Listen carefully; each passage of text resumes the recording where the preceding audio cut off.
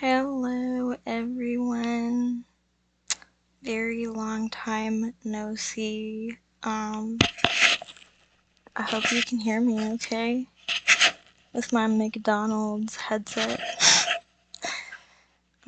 Yeah, it just felt like time to return to the booktube world. If the lighting changes a little, it's because I have my TV on because it comforts me. Yeah, it's just been a really hard year.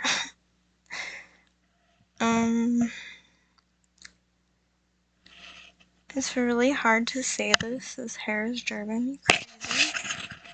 Ugh, that probably made an awful sound. Never mind. We'll just leave the hair. The awkward hair.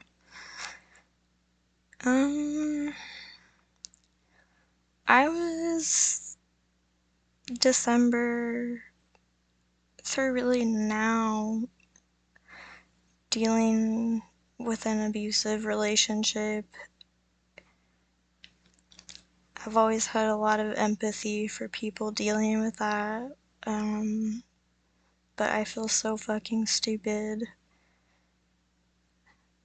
And it's like I didn't realize just how far gone I was, even though I got punched in the face more than once and very abusively screamed at more than once. I just kept thinking it was my fault and I deserved it.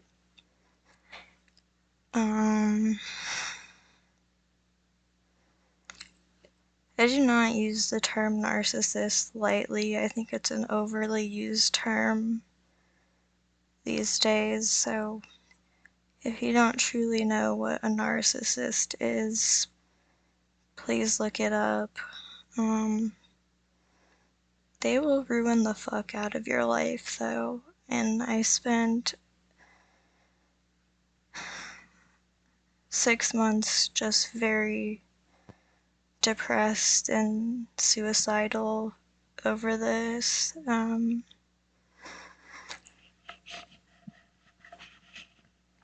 yeah, so if you're not on Instagram, which is where I've been hanging out lately, I also, in the beginning of April, I had to watch my dog die a very not good death. I mean, I didn't watch her. I got her put down after she wouldn't get up anymore and was not eating for days and stopped getting up to go to the bathroom and was peeing herself. It was just like, this is the end. So that's how the beginning of April went, and then my mom died the day before Mother's Day. I knew I was gonna fucking cry. It's very unexpected, but she died of heart failure. Apparently she had 3 different heart conditions and none of us knew, and she went to bed and didn't get back up, so that has been 2025 for me. That is why I've not been around. I just want some of you to know that I have been watching as many of your videos as I can on another account and trying to give you views and likes because I care about you and you mean a lot to me. I've just been dealing with a lot. I feel like I woke up from a really bad nightmare back in December and it's just not stopping, but I don't know, since my mom passed, I just feel like I can really feel her here with me, and I feel just like she gave me the gift of her love and her strength to get away from this person who has been abusing me, and I feel like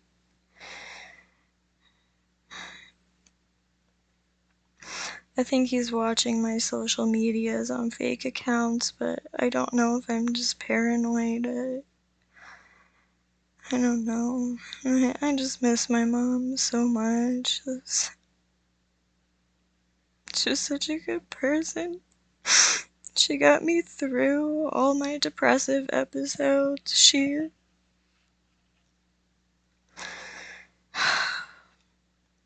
was such a strong woman. The day before, I mean, she died between like, I estimated 3 and 6 a.m. in the morning, and the day before she went on her hour-long walk. She ran errands. She checked on me. She asked me if I needed anything, with my health problems. She was always checking on me. She's just strong until the very end, and I'm so proud of her. I miss her so much. But she was only 65, but I feel like the way that she loves so strongly, I got like a million years worth of love from her. Yeah. Uh, we had the funeral kinda late from when she died. God damn it, I should have brought Kleenex in here, but I didn't. And I'm not taking all this off, so don't judge me if I wipe my nose on my sleeve, please. She died on the 10th, the day before Mother's Day. God, that was hard. That was a hard time for her to pass. But I just kept trying to think of what I was gonna say at her funeral, and I couldn't think of anything, so I wrote her a poem. So, I mean, it got shared with like a lot of people, but with me and my dad and my brother, I told them that I wanted to go first for the speeches because I was going to be the depressing one. And first we played the song Hands by Jewel. If you don't know that song, you should definitely look it up. It's a beautiful song, but it's emotional.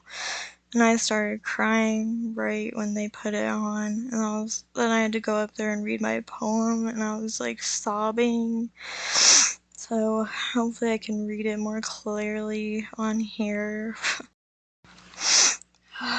Mom, others have come close, but so far it has been you who has taken first place in my heart. My fearful brain has created situations where I dreaded a tragedy like this, but I never truly thought it'd come so soon that we'd have to be apart. Almost 32, but at least for you, I'll always be your baby. 'Cause every time I've cried since you've been gone, I'm still searching for the hand of my mommy. The most contagious laugh and the most lovely of smiles. I would do anything if it meant, even for just a short time, I could ask the universe to let you stay a while. But I feel you here with me in my spirit, and I always will, even on days when life gets hard and my faith wavers, and it's hard to show. One thing is for certain that at least everyone knows. There's an empty space shaped just like you, missing from the most beautiful parts of Colorado. I don't think very many people could understand me, honestly. I was sobbing through that one, but that my dad got up and told some good stories, and my brother got up and he was really good at sharing the happy and funny stories, and my best friend got up with me and I shared a story about when my mom caught us smoking weed in my bedroom when I was 15. And she said the funniest thing. She was like, and like half asleep, and she was like, "Girls, that does not smell like candy in there."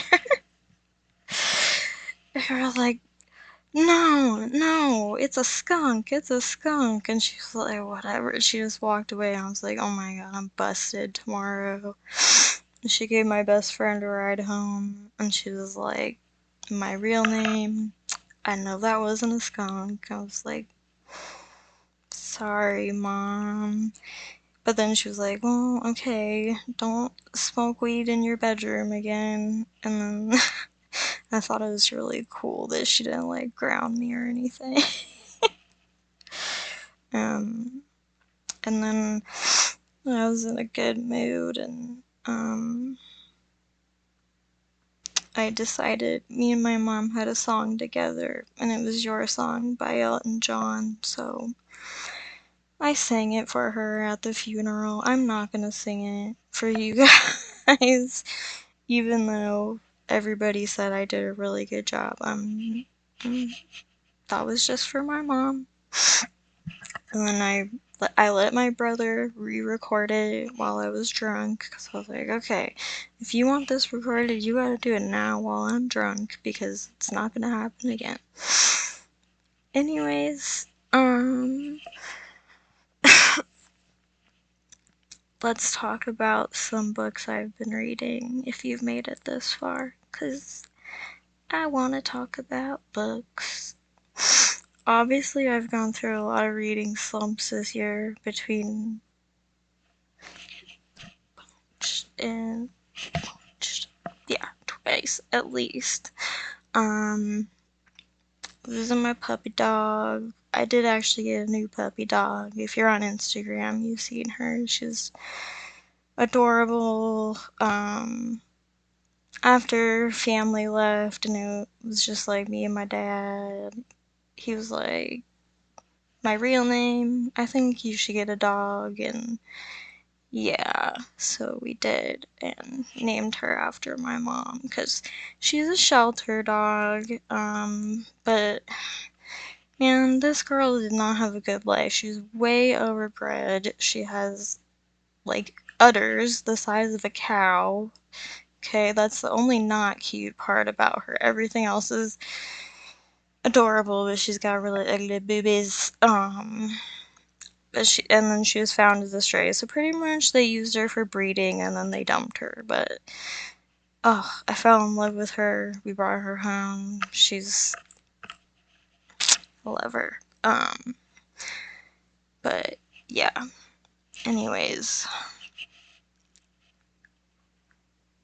between all of this shit, that's what I was getting at. Sorry, I lost my train of thought. I've gone through a lot of reading slumps this year. Let's talk about some books. Okay, I read a Goosebumps book. Are you surprised? If you know me, no, you are not surprised. I decided to read A Night in Terror Tower. Yes, this one was technically a reread, but it's been very many years. But this is one of my favorite episodes, and the book was great. I think I gave it 5 stars. Why wouldn't I? It was great. I loved it. Boy and girl, brother and sister, are touring London, go back in time, scary things happen. This is one of my favorites. I love this book. Yeah. If I didn't mention, I'm starting in March. I'm not gonna talk about anything pre-March because it's been too long, and I'm just going through the highlights. Oh my goodness, oh my god, this book, Sister Sister by Andrew Niederman. I could not put this book down. When I started reading it, I was like, well, this is almost 300 pages. It's probably going to take me a while to read it. And nope, I was super into this book. I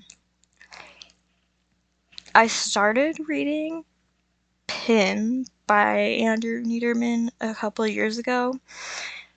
I don't consider it a DNF if I stopped reading a book not because I didn't like it, but because things came up. So I consider that a very long pause, but I just really, really liked this book. It's about a school teacher who gets offered a job at this like special lab for special kids. The sisters are Siamese twins. That's probably an outdated term. I'm sorry. Conjoined twins. Who have some spooky gifts. And it's just batshit crazy. I really liked it. I want to read more Andrew Niederman this year because he did do some, I almost said co-writing, ghostwriting for VC Andrews. Speaking of, I have been on a weird ass VC Andrews kick this year. Okay, I decided to reread Flowers in the Attic, which I never thought I would do because this book is fucking disgusting. Okay, you know, you must know what this book is. Okay, the incest. Oh god, it's so gross. I'm like, okay, I've been listening to them on audio this time, but I do have the first four, and I just look at this copy. Like, I don't want to get rid of it. But I've listened to the first three, and I'm like, why am I doing this? It's so gross. But then yet I can't stop. So, I've listened to the first three in the Dollenganger. Before that, I listened to My Sweet Audrina, which I really enjoyed. It's more on the tame side, like way more on the tame side for VC Andrews.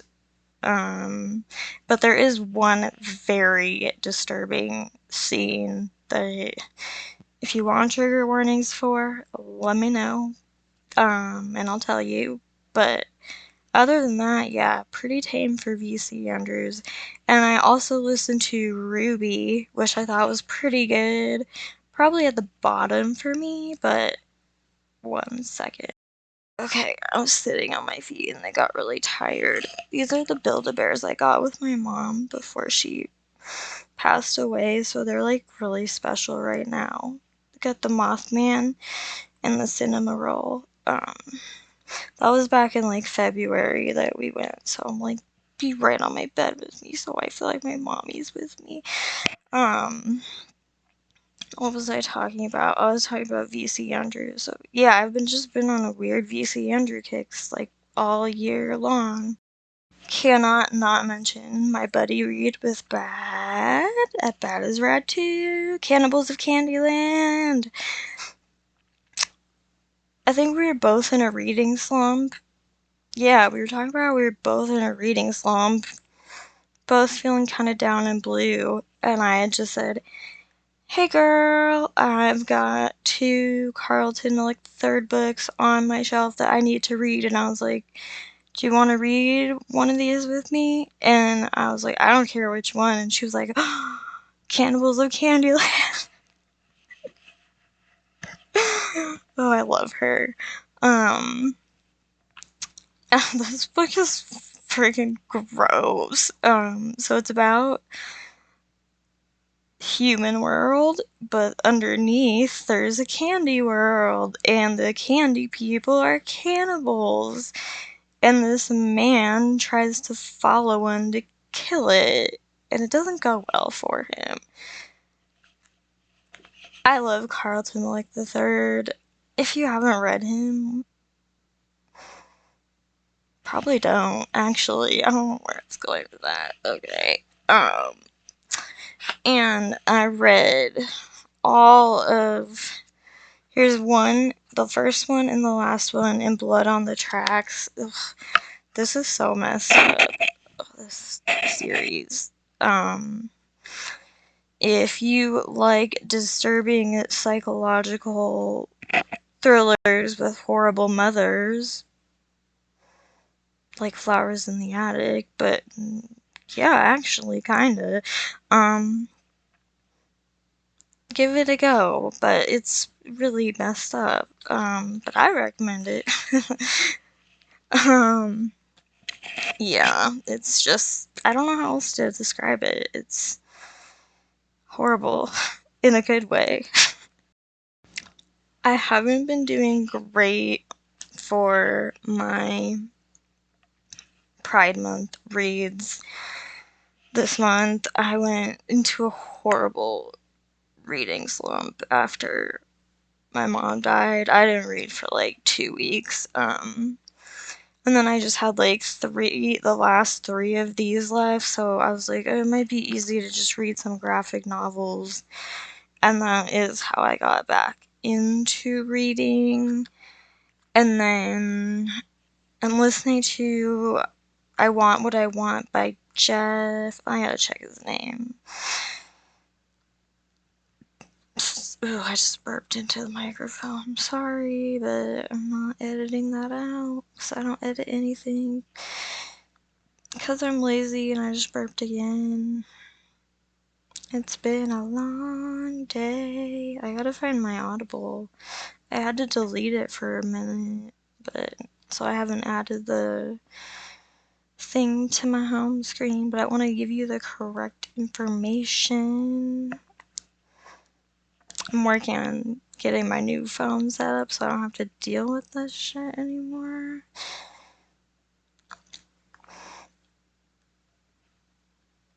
Alright, it's I Want What I Want by Jeff Brown, and it's the Jeff that spells it like Geoff. It is about a trans woman in the UK in the 60s. Okay, it is fucked up, it is abusive, it is sad. I don't think I don't think any of that is spoilers for what it is, because do you think a trans woman in the 60s is gonna have a happy ending? Like, if you do, you're fucking stupid. No, I'm just kidding. I was looking at, it's a reread for me, because I remember really liking it. But when I looked on Goodreads, I was like, I only gave this 4 stars, I thought I gave it 5 stars. Now that I'm listening to it, I'm like, I remember why I gave it 4 stars. Because the way that she talks about gay men, like, it's just not good. Like, she's like repulsed by them. She says really messed up things about gay men. She also says really messed up things about like other transgender people. It's just like, okay, like I can only give this 4 stars even though this story is great, because like that doesn't sit well with me. And then I got this the Tea Dragon Society, which has a lot of representation in it. Just a lot. Not just for the LGBTQ community, but also sign language, multicultural, multiracial, and it's just really cute. And I was like, maybe I'll just get some more graphic novels to keep it easy, but I definitely recommend this. It's just about these little dragons that they grow leaves and they make tea and friendship and love, and it's so cute. I only have the third one left to read, so that's cute. And then if I can fit in another audiobook, I think I might listen to the 5th book in The Vampire Chronicles by Anne Rice, because it's been a while since I've been into that series and it sounds fun. And now, let me just be a little unhinged, please. I did start reading New Animal by Ella Baxter, which is about a girl whose mom dies, and she cannot handle it, and she takes off to go live with her estranged father and gets into the BDSM community. I've talked about this book before. Okay, I read this, like, my aunt died in, like, 2018. I think I read this in, like, 2021, maybe? And at first I was like, what the fuck am I reading? Like, this doesn't. What is the point of this? And then it just suddenly clicked with me that it was really relatable. Like, because you do weird things when you're grieving. I talked about it before. Like, I was really close with my aunt. And when she died, I sobbed for like a half an hour. Everybody was like, go get dinner. My ex-boyfriend got us pizza. I ate one, like, tiny piece of pizza, and I was like, you know what? I need to go get a new comforter. And everyone around me was like, do you really have to do that today? And I was like, I really have to do it today. And then it was like I was walking around the store, and it was like my brain chemicals were trying to balance out, and I was like laughing at I was just acting so bizarre, like, and just I acted so bizarre after she died, and then, like, I was like, yes, we can't cope normally, and we do weird things when people die, and I don't know, I can't stop cleaning and organizing since my mom died. I don't know if that's probably kind of normal. I don't know. I don't want to touch her bedroom, but I actually did today, and it was so hard. I didn't touch any major stuff, but she had more junk drawers than anyone you would ever meet. And let me tell you, I do not want to touch another earplug again in my life, okay? My mother could not sleep without earplugs in, and she had them in every drawer all over the place. But now maybe my unhinged thing that I'm doing since my mother died is reading a book about someone whose mother died, because who wants to do that? Like, people want to read, like, cozy, comforting books, don't they? But no, I'm like, I need to, you know what? I need somebody to relate to, so I'm reading this, and sometimes I read depressing books when I'm depressed because I'm like, you understand me? And, you know, sometimes I'm the opposite. Sometimes I just want to watch a Disney movie or something, but yeah, that's where my life has been recently. Thank you so much for watching this whole video, if you did. I look like a hot mess. I'm not gonna lie. I look like a really hot mess. But yeah, I miss you all. I care about you. I really want to be a good support friend, but I don't know how great I will be, honestly. I want to watch and like and love and comment and give you all the good things, but I have to take care of myself first. I have to take care of my daddy. I have to take care of my dog. I have to get out and socialize as much as I just want to stay in my room all day, every day, and just watch horror movies and read all these books and not eat and just drink coffee and yeah. But I'm going to do my best to give you all the love that I can. So thank you for watching, and hopefully I'll see you soon. Bye!